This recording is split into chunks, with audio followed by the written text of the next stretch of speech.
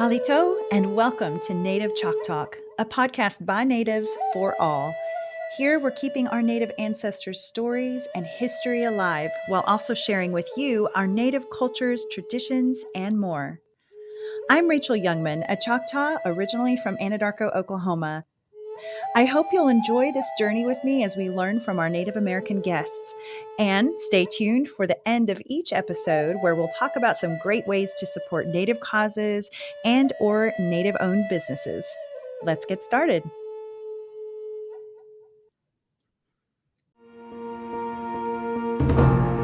I am more than a maker.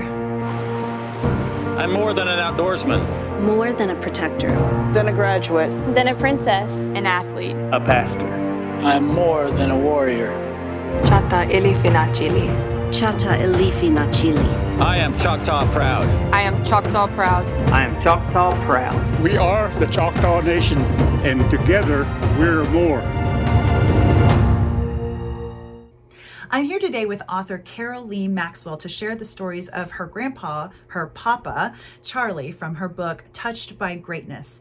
This is part 2 of this episode, and we left off with Charlie graduating from Chilocco and being given the opportunity to study at an Ivy League prep school called Mercersburg. So Charlie heads to Pennsylvania, and that trip took 4 days. This had to have been a challenging time in his life. There's an enormous cultural difference between those who live in Oklahoma, much less American Indian people, and those of the Northeast. Not to mention he was not from an affluent family, and the people attending the school were, certainly from elite families. Think about it, listeners. You go from being surrounded by other people who look like you, and at the time your people are persecuted for the color of their skin. And now you're leaving the only place you've ever known, kind of a safe space to go live among non-natives and well-to-do families, much less who have never seen an American Indian and who also have extremely different cultural and social personalities. In 1914, Charlie steps off the train at Cumberland Valley Railroad Station in the small town of Mercersburg, Pennsylvania, and he's picked up by a gentleman who's in a Model T shuttle truck. And once in the truck, he was greeted in a way that really didn't surprise him. Why don't you read an excerpt, Carolee, from this portion of your book? He said, "Where are you from, Injun?" one of the riders asked. "Oklahoma," Charlie answered calmly, not warming up to the Injun title, but being accustomed to such discriminatory remarks. "Did you live in a teepee?" The next insult came as laughter erupted from the group. "No," Charlie answered again calmly as he looked the boy straight in the eye. "I mostly just lived in a dorm room." A hush fell over the group, and the boys seemed to be somewhat puzzled at Charlie's answer.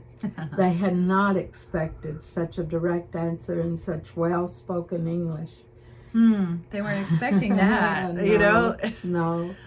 Oh, that had to have been so uncomfortable. Poor Charlie. So tell us about Mercersburg, the school. What would Charlie have seen once he arrived there?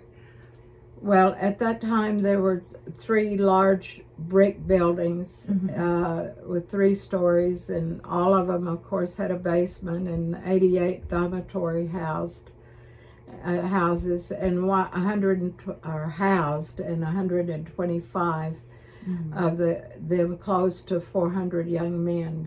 And the campus is a Gothic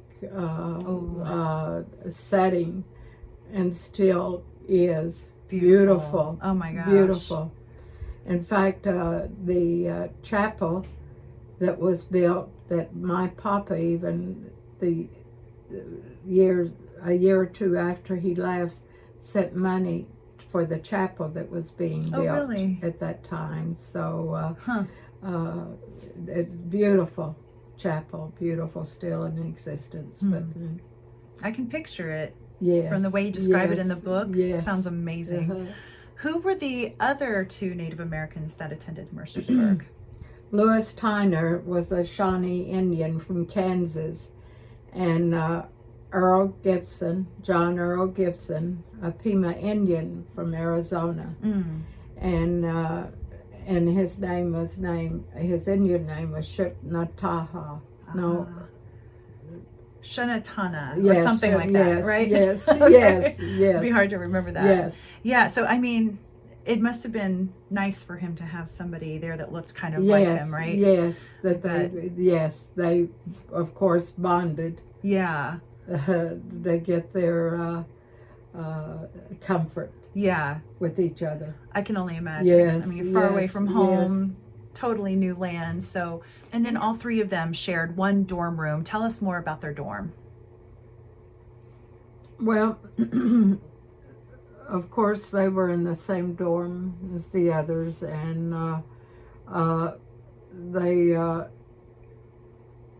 they really, I can tell you, my papa probably felt like he was in luxury. Really? Yeah. I don't knowing that, but they were together, the three. Were, and they, like I said, they found the comfort with each other, and That's nice. because the others wanted to be segregated from them, and but they were very excited to know what their future would be. Yeah. My papa Sure. was, and that he wanted to do all the things that he needed to do in order to be accepted. And the only way that he felt like that he could be accepted was just to do the best he could to fit in Absolutely. to the white man's culture. Indeed. And but little did they know that my papa was very academically, he had intelligence, and I think they all became very shocked.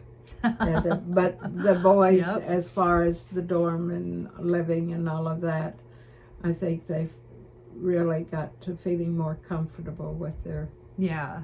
living. I'm glad they did arrangement. put them together, though. Yes, yes, Big changes, though. yes, big changes.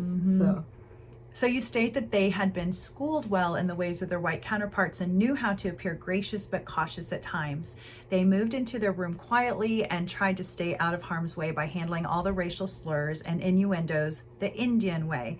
And they stayed together as much as possible, finding help and security with one another, as you mentioned. So what were the other students like, the non-native students like toward Charlie and most likely John and Lewis? Not knowing all that the elitists probably had always heard about the Indian, that they were lacking in a lot of things. But here's the thing, my papa made it a challenge. He even was that type of person that he wanted to do what he could do in order to become a part of not only the elitist culture, but just the American way. Yeah. And so he would do what he had to do through education and being educated, and knowing that that would be the thing that would get him to be accepted. He used his education kind of as a power in a way, right? Yes, he did. Not in a bad way, but in a good way. Yeah. Wow. You talk in the book a little bit how some of those guys would pull up and chauffeured cars. They gave orders. They didn't smile. And Charlie noticed that, you know, because he wasn't really used to that kind of culture. Yes. Yeah. Yes. So they would get prepared for school once they arrived on campus. They'd spend the entire day being fitted for clothing and getting supplies, and suits and ties were worn every day. White collars starched. They were given a meager allowance to have their clothes cleaned. It was everything you'd think in an elite preparatory Ivy League preparatory school. So these young men were being prepared for the Ivy. So there really was a sense of expectation, correct? Oh yes, with it being a preparatory school, an Ivy League school. Yes, their grooming was a part about it, the whole part of it, giving a more professional. Yeah, exactly. Yes, he didn't mind the suit. He liked it. Yeah. And in fact, he continued on in his life wearing vest and really everything that he had learned at the academy. Well, and here's the book. You know, you can see him in his suit and tie right there. So it looks like a lot of pride there. Yeah, these guys would follow in their father's elite footsteps, you know, going to Harvard and Dartmouth and all of that. So it makes sense that there was a lot of pressure there for everyone. So there was a breakthrough with some of Charlie's schoolmates when it came to football. So tell us about that. With him only being 135 pounds when he played, he didn't know the reason why he wasn't being played was because of his weight or because he was Indian, but he was so determined that he was going to be a part of the team, and he wasn't being played very often, but in the beginning, and none at all, in fact. But when he would take during practices and all, they got to respect him more and more because he loved to hit. And all 135 pounds of him. He loved to hit, and he would bring down the big ones and the big players. And so, of course, the coaches noticed all of this, and so they began playing him. Wow, that's great. Yes, it is. And I love that. He had to prove himself again, even on the football field. Exactly. So education, football, but he did it, and he didn't have any excuses. He didn't let excuses get in the way, which he could have easily done, and it would have been understandable. So it really says a lot about his spirit and good sportsmanship, because he would even cheer on other players when he wasn't able to play himself. So that's right. And you also talk about his strong faith in God. Students were required to attend Sunday morning and evening services, and the first sermon of the school year was always given by headmaster Dr. William Mann Irvine, from whom Charlie had seen correspondence with Mr. Allen at Chilocco, and he really seemed to make an impression on Charlie. So Dr. Irvine, a couple facts about him: he went to Princeton, he got a PhD in political science. He became headmaster at Mercersburg at 28 years old in 1893. That was the same year that Charlie was born. He also went to seminary at Reformed Cemetery in Lancaster, Pennsylvania. He was a football star at Princeton. He coached football at seminary school. He wrote articles for the New York Times. I should go look them up sometime. Yes. He did work for disadvantaged children, and he came to Mercersburg when it was in debt and it was near foreclosure, and turned it into the top 4 of the largest boarding schools in the first 10 years. So that's pretty impressive. And then Dr. Irvine had become good friends with Rodman Wanamaker in their Princeton days. So Mr. Wanamaker, as you mentioned, was basically this philanthropist, and he was the son of a wealthy Philadelphia businessman, owner of Wanamaker department stores in Philadelphia and New York City, later becoming Macy's, by the way. And after graduation from Princeton, Wanamaker became partners with his father. So side note, you brought to light the fun fact that in 1916, Wanamaker invited 35 prominent golfers and industrial leaders to a luncheon in New York City at the Taplow Club for an exploratory meeting. And from that meeting, they formed the Professional Golfers Association, or the PGA. So fun fact there. The winner of the PGA still receives the Wanamaker Trophy. That was very interesting when I read that. Yes. Among many other interesting facts about Wanamaker and the events and products he produced were expeditions he sponsored to gather material on Native Americans, as he believed the race was bound to become extinct. Your book states educated whites on the East Coast soon became enthralled with the projects. Many of them accompanied the expositions in the Wild West to get a glimpse firsthand of the so-called savages. So Wanamaker had hired Dr. Joseph Dixon, and he took photographs and motion pictures of those expeditions. But it's interesting because he's the guy that would dress the Indians in native dress, even when it wasn't what they would typically wear. It's kind of weird. Yes. And some of these American Indians spoke English well and were highly educated, and they were uncomfortable posing in the awkward native dress. It's so interesting. So sounds like Dr. Dixon went a little overboard there. Yes. And he also tried to take credit for pushing Congress to accept Native Americans as citizens of the U.S. But anyway, Wanamaker had a theory that education could bring the Indian race more successfully into white society. So that was the start of how your grandpa Charlie ended up at Mercersburg. So he basically had said, Wanamaker had said to Dr. Irvine of Mercersburg that he'd pay all these expenses. So I'm just kind of tying all that together for you listeners to show you how it all came together. But what we didn't know until, really you started doing that big research was that this was an experiment. And I don't know that it was necessarily evil behind the scenes, but it really was something that they weren't forthcoming with the boys. They never realized. My papa never knew. And of course, when we read his files, it was in his files, and that bizarre. The academy didn't realize it either. They didn't even know. So interesting. So something that Charlie also didn't know was how Dr. Irvine worried that this program would be too rigorous. And I also found it interesting that Wanamaker wasn't even involved in the experiment. No. So he never came around. No, he never met Charlie. No, he did. Well, he met him when my papa worked one summer, went to New York and worked one summer in his department store. Oh, okay. But that was the only time. That's crazy. And that's when my papa worked that summer.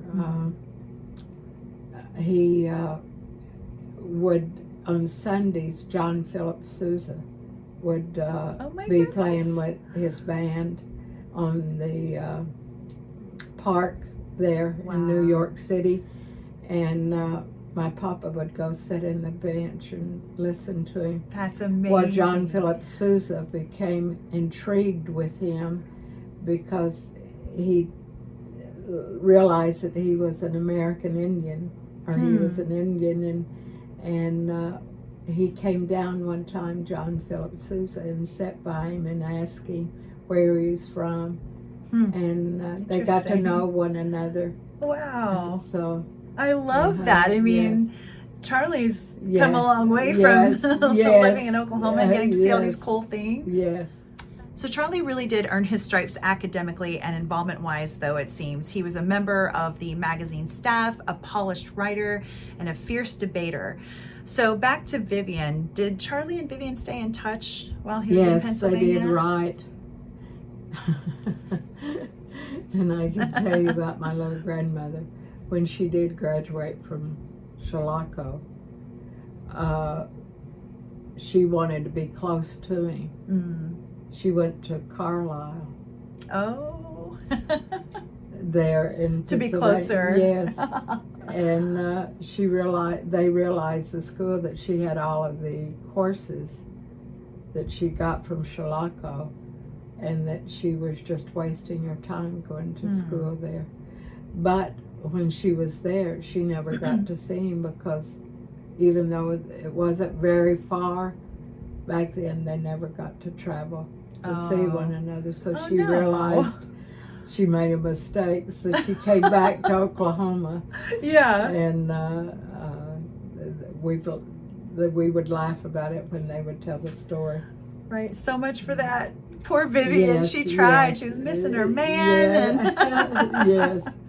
And by the way, do you have any of those letters from when they were apart? No. Oh, I wish we did. I know it. I would have loved to have had them. Oh, wow. So in fact, Vivian sent a letter saying she was going back home, and she didn't care if she ever saw him again. Yes. Ladies, haven't we all been there at one point where we're like, whatever. So, but now at this time, Charlie had been feeling ill for a while, and the timing of this letter was really bad. So what was his illness? Well, at that time, he was put in the infirmary there at the academy. And one of the former students of Mercersburg was a doctor Okay. in D.C., Washington, Yeah. D.C. And the headmaster, because my grandfather, they couldn't figure out what he was dealing with. Mm-hmm. And this physician who had been a former student, and Dr. Irvine had called him to come in, if he would come and check him out. And he did. And he put him on a diet of low sugar and but that was the beginning of, and nobody knew back then that it was diabetes. So there wasn't a medical name for it back then? No, okay. Wow. there wasn't. But this doctor did put him on a strict diet and all, and he came out of that. But during this time when he was still accomplishing what he needed to maintain his education and work on his studies. Wow. I don't know how he did either, because he always said he knew that he was really having a difficult time with that illness. That doctor was really, sounds like he was forward thinking for his time. Yes, Oh, I think man. so. Because Charlie could have died. I mean, Yes, if you he read in the could have. book, like he Yes. got really, really sick. So listeners, go get the book, by the way. Yeah. Thank you. It scared me at that point because I was like, I know he lives because the book's about him, but yeah. And it's at Barnes & Noble. Oh, or you okay. can get it on the web, Barnes & Noble or Amazon. So. Perfect. Yes. And I'll be sure to put links to the book on my Native Choctaw Facebook page so y'all can easily find it. So that summer break, Charlie got to go home to Oklahoma before he went to Philadelphia to work in the lumber business for the summer. He went to visit Vivian on the banks of the Blue River. Tell us about the setting of the Blue River. It sounds so pretty. It's beautiful. It still is. In fact, Quinn Tran did a segment on me on Blue River to tell of my Chickasaw side too of the family. And Wayne and I were able to tell of where the family's allotment lands were and all, which the state owns now. Okay. But it's very serene, Blue River, and of course now, but back then there was just catfish and trout. Well, there wasn't trout in it then, but now the state keeps it with trout and all. But it was, I was raised going to see my great-grandmother there, and the only way we could get to the home would be through the wagon, on a wagon. Oh, really? Even in my lifetime. Oh my goodness, So, that's amazing. yes, and but it's a very serene setting there, and spring water into the river, and that my growing up years of swimming in there were a lot of snakes, so we had to guard ourselves against the snakes and all. But it was such a good memory of Blue River, and my papa loved it.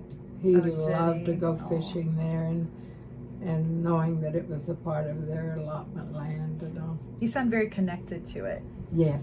Yeah, I can see it. Yes, and he was too. My papa was too. Very much. Well, now the Hughes house was a busy one. 10 children and all 12 family members slept in one room, y'all. Yes. Yes. And in the summertime, the family slept outside.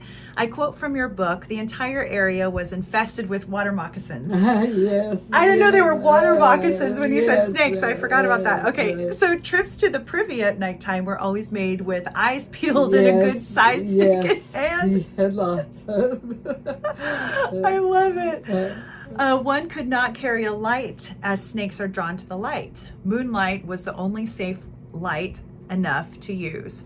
Going out to the privy on a cloudy night was just not worth the effort or the terror involved. So you just had to hold it, I guess. Yes, yes. Chamber pots were often used instead. The stick was for raking spiders off from around the one-holer and for gently feeling your way down the trail in case the occasional possum happened to be prowling down the path. Children learned to never walk with their heads in the clouds, but watched where their bare feet were stepping every minute. Such was the way of life and growing up on the river. I love it.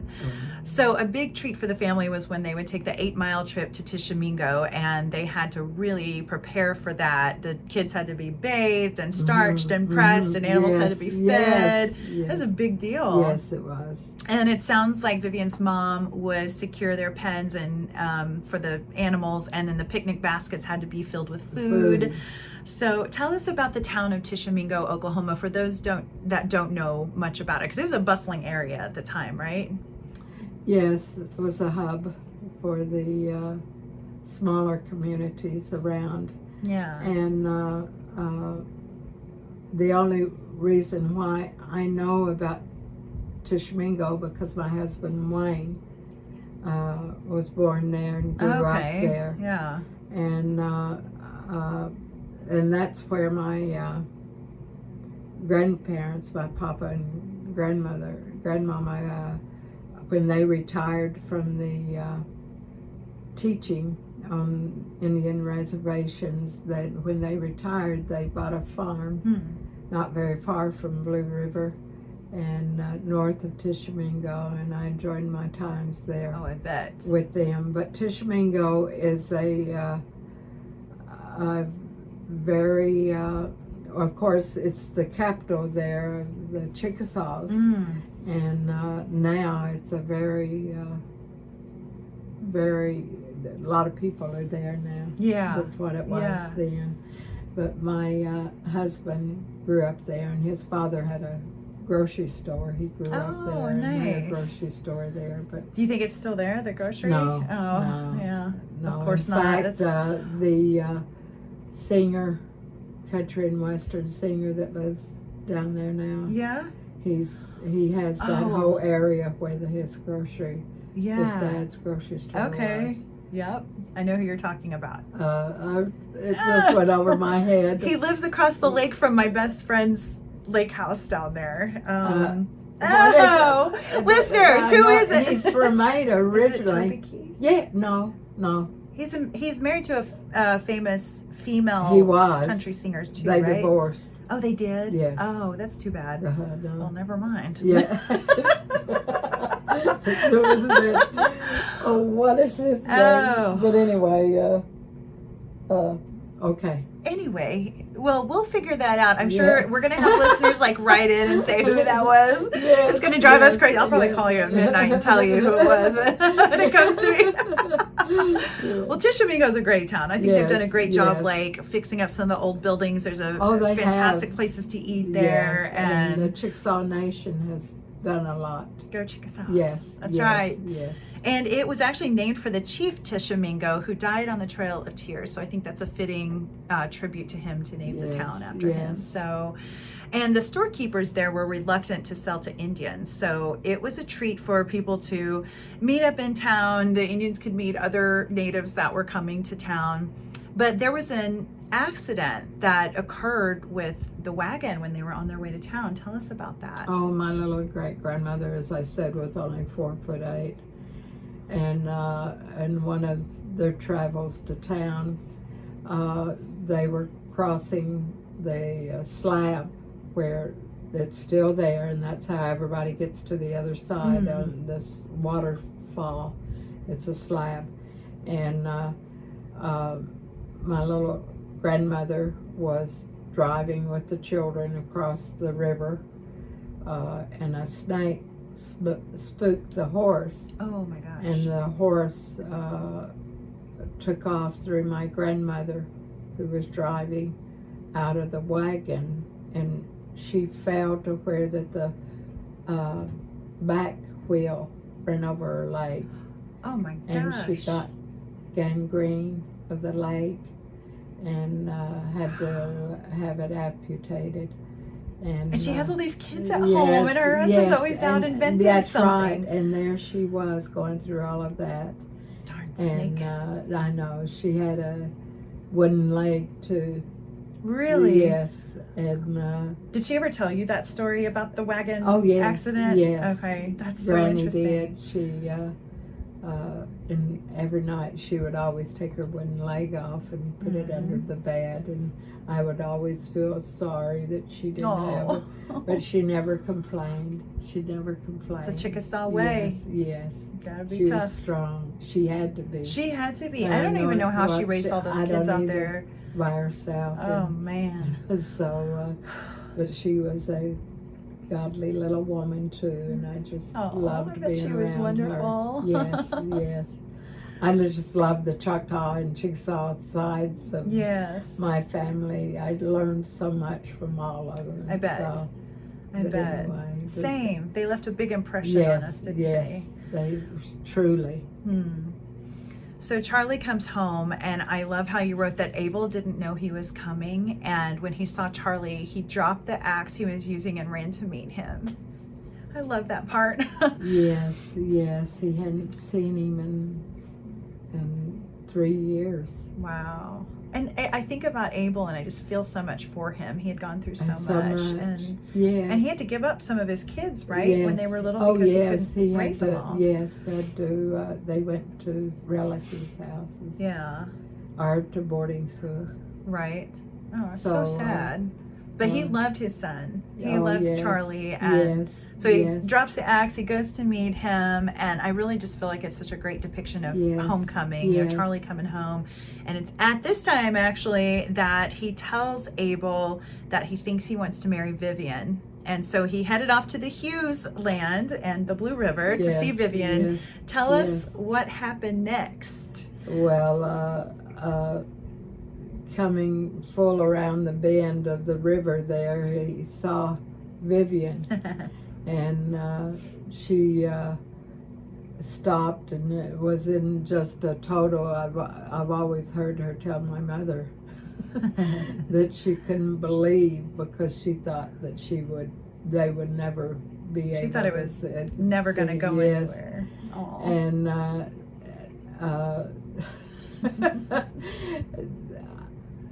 they just, both of them just stopped and stared at one another, and he, my papa when he did smile, and when he did laugh, he laughed all the way from his stomach. I loved his laughter. But they just smiled at one another and had a big homecoming welcome. Yeah. And she was, well, in fact, he was across the river too. And when she saw him, and they started trying to get across the river. Oh my gosh, I love it, just like in the movies. Yes. So but cute. They embraced, and it was the beginning of a truly love story. Truly. And that passed down to, you and Wayne had that kind of as something to mimic. Yes, and being married 60 years, yes. It 60 had to years. Be. Yes. Oh, I love how you write about listeners. You have to go get the book to read this part, because it just makes you cry. It says 200 yards from the cabin, Charlie could see Vivian wading across the narrow place in the river through the shallow water. She was not carrying a basket of flowers as he had dreamed she would be. Instead, she had her dress tied up around her thighs and was carrying a baby pig. I love it. So the piglet hurried off to find its mother as Vivian ran to throw herself into Charlie's waiting arms. They kissed a very short and reserved kiss. Then Vivian pushed him in the chest for not telling her he was coming. Yes. She argued that she was a mess and that he had seen her with a pig, of all things. And then he asks her the question, right? Yes. This makes my girl heart happy. Yes. Would she be ready then, now that the opportunity for them to marry? But he had to go back to Pennsylvania. But she did feel like that he truly wanted to marry her. Yeah. And for him to even come back to want to see her Yeah. and to establish that he did love her Exactly. and wanted to make a life with her when the time was ready for him to be educated, finish his education. Absolutely. Yeah, he had to go back to Pennsylvania. And of course, he and Vivian wrote letters back and forth. And you mentioned in the book that sometimes he would write the letters in Choctaw. Do you have those particular letters by any chance? No, my grandmother always said he would. Yeah. Sometimes he would do that just to keep their heritage. That's great. Going. That's great. Because he could have easily dropped that, as many people did. And then there's generations of people who will never speak Choctaw because of that. So the next school year started, which was Charlie's senior year. And Charlie was put on the varsity football team. And even though he was pretty small in stature, he was as I pretty said, good, 135 pounds, but he loved to hit. So. And how did he play that year? He did well. His senior year was when they were playing a school that was very tough, but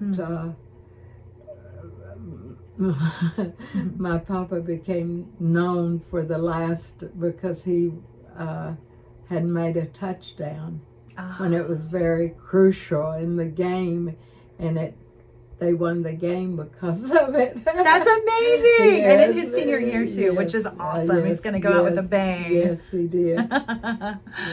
But it's interesting how by his senior year, you mentioned in the book that the non-native students began to admire the Indian boys for multiple reasons, but especially because of their determination to never give up. It had to have been inspiring. It was. Yeah, and I mean, it had to have been tough. They did really well. And as you state in the book, with men it is impossible, but not with God. For with God all things are possible. Mark 10:27.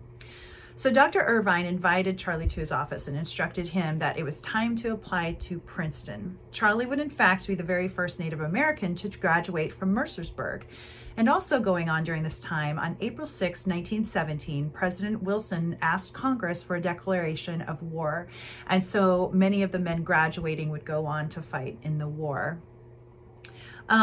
So the day finally came and Charlie heard word about Princeton. What did he learn?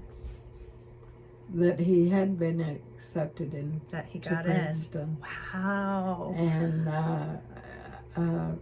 but in that the excitement, and he knew that the war was on World War I. Right. And he had the desire that he needed before he attended Princeton, that he needed to go into World War I. In fact, there's a letter in his files that when he asked the headmaster if he could be released to serve his country, that his race of people serve our country, and that he wanted to go into World War I, and if he would release him to go into World War I, and he did say, but you have the obligation that you've got to come back to Princeton after you serve. Okay, so he's like, Dr. Irvine says, yes, you can go, but you must stick to your word to go to Princeton afterwards. Okay, so that's a big pill to swallow, but I love that Charlie was like so many of our Native people who really did want to serve our country. And so at this time, Charlie and his fellow classmates graduated from Mercersburg, and Charlie went to say goodbye to headmaster Dr. Irvine. The student and the headmaster for the last time stood eye to eye. There was obvious heartfelt emotion and respect for the other as they embraced for the first and only time. Charlie had a big lump in his throat, and Dr. Irvine for once had a hard time speaking. With watery eyes, Charlie walked out of Dr. Irvine's office without looking back. As he left the school by train, he found himself murmuring the words to a song he was so accustomed to singing, but had never sung alone. What were the words to that song? Cheer for Mercersburg, let us fight and support her forever. Come, boys, raise a song and a cheer. On Mercersburg to you, our foes will remember today how our boys swept triumphantly to victory and sang as they went through the fray. Oh, Mercersburg is ours forever. Kind of puts some pride in you, doesn't it? Yes, it does. And for me to have heard students, we've been back several times. Oh, wow. To the academy and presented my papa's story to the students. And the headmaster there that when all of this was discovered and all as accredited my papa for opening doors to all the different ethnic groups. He was the one that had allowed it all to open up to others. Wow. So he had no idea probably back then no, what that door would open. That's right. It's fascinating. So it is. Oh. And when we would go back for all of our presentations and all to the students and you wouldn't believe we've given Papa's story to a lot of students that have encouraged them to if he could do it back then, absolutely, then I could certainly achieve greatness now. Absolutely. It's so inspiring. And when you read that book, it just really, you feel that. You feel that. And it's called Touched by Greatness. Yes. And it's inspiring greatness. It's touched by greatness. Yes. So after graduation, Charlie went back home to Oklahoma and he reunited with his father and with Vivian. So Charlie enlists in the service, and he has to enlist in Pennsylvania since he had been a student there, and he couldn't enlist with his fellow Oklahomans. After basic training, he was sent to officer training school in Texas due to his education and enlistment test scores because he was so smart. So that's our Charlie. Yes. And he was also commissioned as a second lieutenant, correct? Yes. And which made him the very first full-blooded American Indian to be commissioned in the military. So the war ended on November 11th, 1918, and Charlie was stationed at Camp Logan, Texas, and he wasn't allowed to leave. So Vivian came to Houston, and during a 3-day pass, they married on November 16th, and then they honeymooned in Galveston. Then they settled into a room extended to officers. And then what happened in February of the next year? My little mother, their first child, she became pregnant. Oh. And it was they were very excited that they were going to be able to have a child. And oh, I bet he was so excited. Yes, he was. My papa was. That's amazing. And then he also applied to get a job at the BIA in Muskogee, Oklahoma. Okay. So now I noticed with this update, there's something missing in this part of the journey. He still hasn't fulfilled his obligation to Mr. Wanamaker to go to Princeton. So, there's this struggle. In 1919, Charlie wrote to Dr. Irvine saying, "I respectfully and most humbly decline the appointment to Princeton University. It's been the most difficult decision of my life." And what did Dr. Irvine say?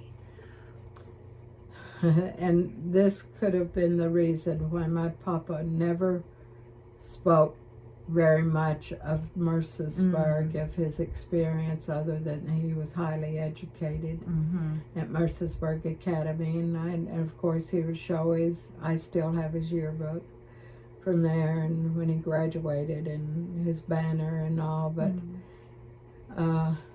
Dr. Irvine was very disappointed, and he told him, "You're making a big mistake. Yikes. The biggest mistake of your life, and you should leave your wife in care of family and report to Princeton and as scheduled. And to do otherwise, you will be letting down everyone who believed in you, and you will be dishonoring your race of people. Oh my gosh. You're not only dishonoring them, but you are also dishonoring yourself. And this all was in his folder. Oh, really? Yes, and most of all, you're letting down Mr. Watermaker. So, Whoa. and in this, evidently my papa really felt like that he had carried that on his shoulders, so he didn't talk about it. He was a humbling man anyway, and didn't talk of it very much after that. It really got to him what in he the said. family. He didn't talk with his children, Oh, wow. my mother, and about it very much. I mean, that really hit him hard because he had a Yes. lot of respect for Dr. Irvine. Yes. I wonder if back then, if he was kind of like, well, Mr. Wanamaker, Yes. I mean, I even know it. Dr. But- Irvine, right, yes, I understand, but yes, Aw. but this is the only reason why we have come to the conclusion that's why he didn't speak very much of all of his accomplishments Yeah. there. Oh my and, goodness. And this is the things that we discovered, along with the historian and archivist that discovered his history there. And I can tell you, when they discovered it, and Mr. Hale, who was the headmaster that we visited with and to ask when we were coming, that they discovered something, told us if I didn't write my papa's story, that the archivist and historian wanted to get with me and write his story. Really? But of course, my husband, I knew he always said when he had retired, he'd love to write a book. And then, so when we were looking at his files and all, and Mr. Hale told us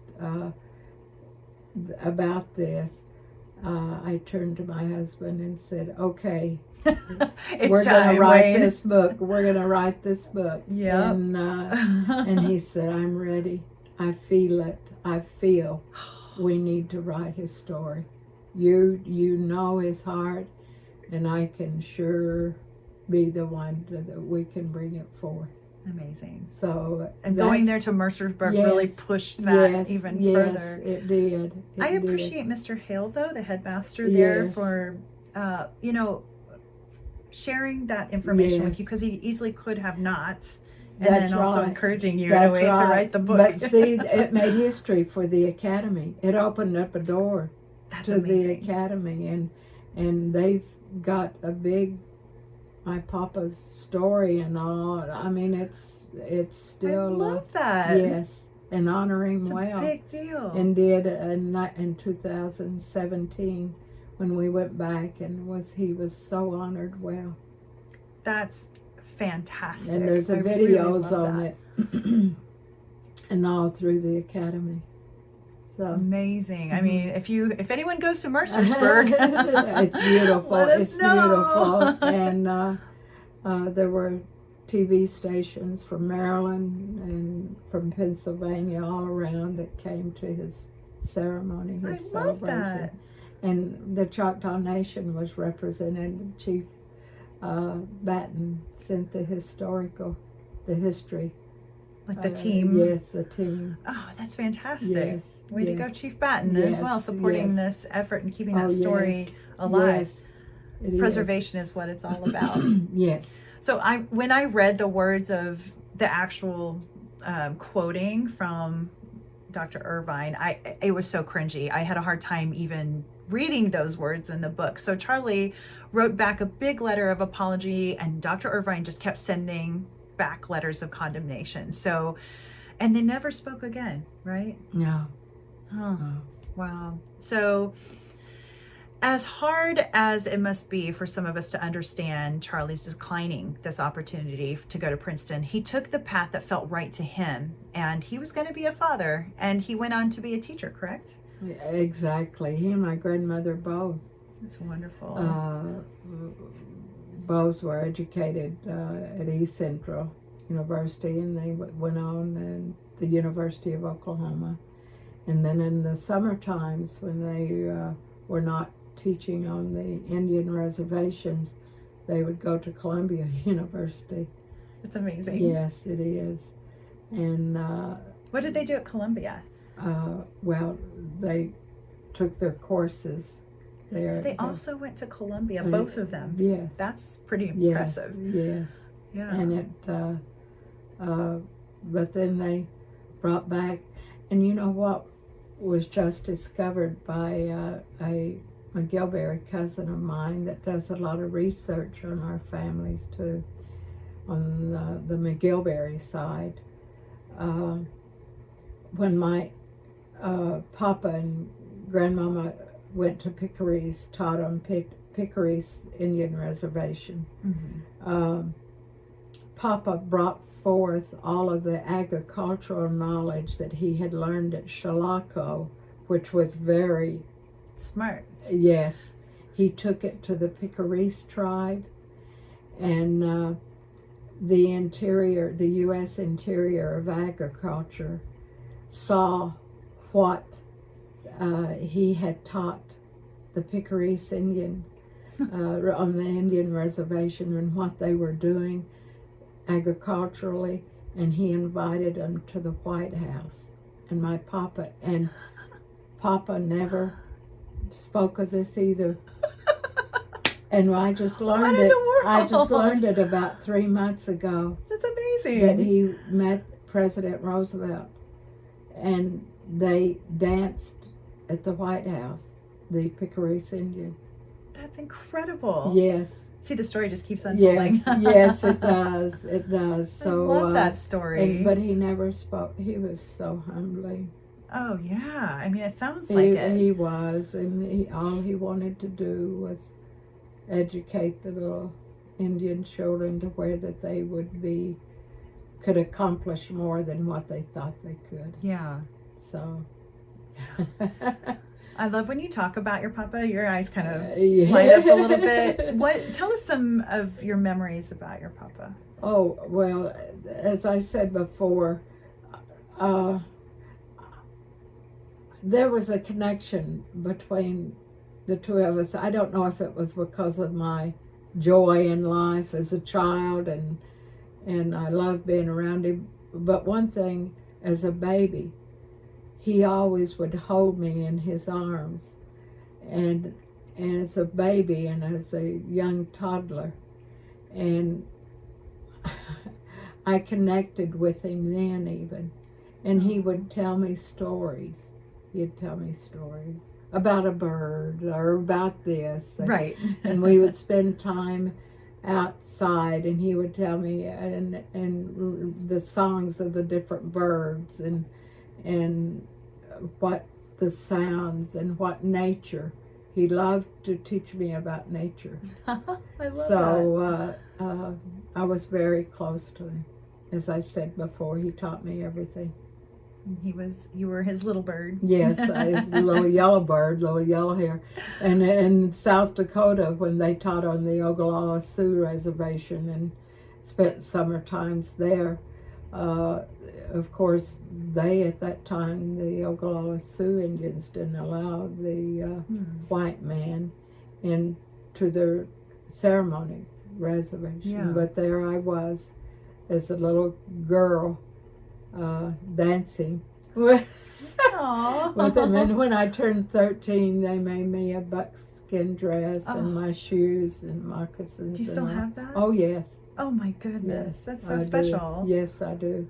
And there's more memories in the book, you guys, so be sure to check that out. There was one more I wanted to ask you about, though, that I thought was so funny. Like, he spoke multiple languages, correct? Yes, he did. And then tell us about the Christmas songs. Every Christmas, of course, my grandmama's siblings and their family, we'd all get together to be at my granny's in Tishomingo. And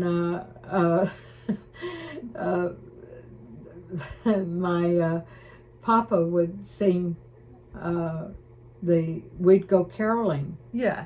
together as a family. We'd carol the neighbors and all. They would, my little granny would want us to carol people, their neighbors and all. Whatever we would all do as a family. And my papa would sing the songs, the carols, sometimes in different language. How neat. And he was singing, I think, in French at that time. A song, and one of my grandmother's sisters said, I want you to listen to Charlie. I want you to listen to him. He doesn't even know the words to the song. And so we've always laughed about that. And, I didn't even know. What's he singing? I know. She doesn't even know the words to the song. But we've always thought about and told about that. But when we'd get together, there was so much laughter. Yes. That, there's always the Indian humor. Absolutely. Yeah.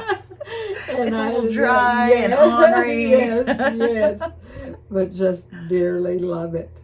That's so sweet. Those are great memories. I'm glad you've captured a lot of these memories in the book and elsewhere. Yes.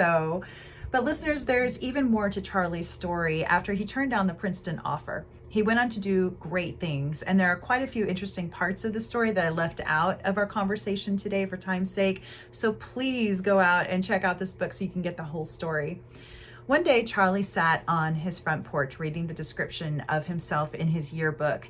Charles McGilberry, here is Mercersburg's great novelty, the first real Native American to be graduated. In many respects, he is an anomaly. We do not find in Charlie the typical Indian features, but a round and chubby face. Neither do we find the taciturn and sober representative of his race, but a laughing, amiable, and talkative boy. Everyone likes Charlie Magoo. He can play football and baseball, write stories for the lit, discuss literature at the 15 meetings, and stir you with his eloquence when he orates. You have many friends, Charlie, who will follow with interest your career at Princeton. From the open window of the house next door, he heard a baby cry. Charlie marveled at his surroundings. Life was going on all around him. His entire life lay ahead of him, and there were young Indian children out there to be educated and to benefit from the opportunities he had been afforded. And my Papa Charlie slowly closed the yearbook he held in his hands. You can do it. Mercersburg would forever be in his heart, but it was now time to put it in the past. The Ivy League Indian had come home. He was indeed touched by greatness. Yes, he was. Yes, he was. Yes. Absolutely. Mm. And that's the end of the book, but there's still so much more, again, that I want you guys to read, but also just this story continues to go on. And as you can see, when people research their stories, there's always more that they find later on, and there's connections that are made, as you can see here today. Wow. But I hope you listeners have enjoyed this beautiful tribute to Charles McGilberry and Carolee's book, Touched by Greatness. Be sure to grab your copy on Amazon, and please also consider checking out Carolee's late husband's book, Slim Pickens by S. Wayne Maxwell. I so appreciate your sharing about your beloved husband, Wayne. And about your papa. May their memories live on in your children and grandchildren. Yes. And also in their writings. So are there any words of wisdom, Carolee, that you'd like to share with our listeners today? Other than the fact that we're in the times of our strength truly comes from a higher existence of God. And that we need to reach out, because you never know when you yourself is going to be touched by greatness, and it's only through God's hands, and that's my intake in life. So I just would encourage people to reach up. Absolutely. It's great for words. greatness. Those are great words. And that's coming from someone who has recently gone through quite a bit and is stronger than ever, inspiring me. God bless you. Thank you for sharing about your papa and preserving his memory for your descendants and others to learn about for generations to come. God bless you. God bless you. Thank you.